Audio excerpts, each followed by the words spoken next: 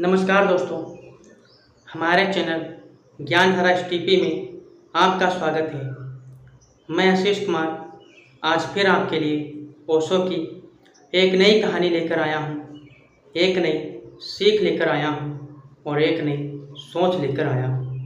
दोस्तों, यह ओशो की कहानी है और इस कहानी को पूरा सुने, वीडियो को अंत तक देखें, कहीं पर भी स्किप ना करें, क्योंकि यह कहानी आपके जीवन में परिवर्तन ला सकती है और आपकी सोच में भी परिवर्तन ला सकती है।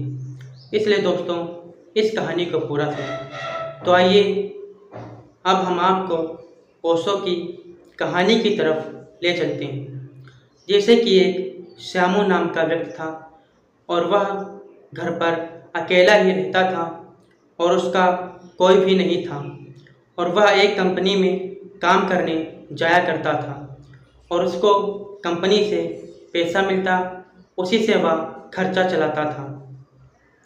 लेकिन एक दिन क्या होता है, वह कंपनी से वापस आ रहा होता है तो उसको बहुत थकान महसूस होती है और उसने सोचा कि अब हम घर जा कर के खाना नहीं बना सकते हैं, क्योंकि इतने थके हुए हैं और खाना अब हम नहीं बना सकते, इतनी सामर्थ्य नहीं बची है। तो श्यामू ने क्या किया, वह एक पास के होटल में ही जाता है और होटल के अंदर जाते ही होटल वाले से खाने का ऑर्डर करता है। तो थोड़ी ही देर बाद उसके लिए खाना आ जाता है और वह खाने को जैसे ही बैठता है वैसे ही उसकी नज़र बाहर पड़ जाती है। तो वह देखता है कि दो मासूम बच्चे उसके खाने की तरफ देख रहे हैं। तो ऐसा महसूस हो रहा था कि वह बच्चे कई दिनों से भूखे हैं और उन्हें खाने की ज़रूरत है। तो वह श्यामू उठ जाता है और उन बच्चों के पास जाता है, उन बच्चों से कहता है, क्या तुम्हें भूख लगी है?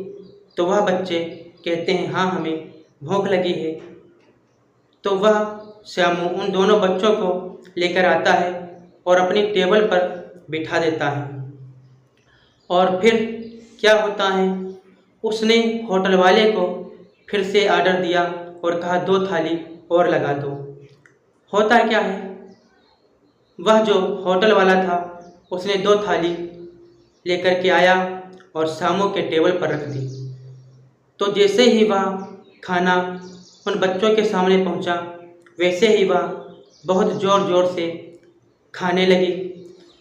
होता क्या है, वह अपनी थाली खाने के बाद जो श्यामू की थाली रखी हुई थी उसमें का भी सब खाना खा गए। तो श्यामू ने देखा कि हमको लगता है बच्चे बहुत भूखे थे और श्यामू सोचने लगा कि आज तो हमारे पास ज़्यादा पैसा भी नहीं है। तो उसने फिर कहा कि चलो फिर देखते हैं बिल कितना बना है, और होटल वाले से कहा कि भैया जितना भी बिल बना हुआ है वह बिल लेकर के आओ।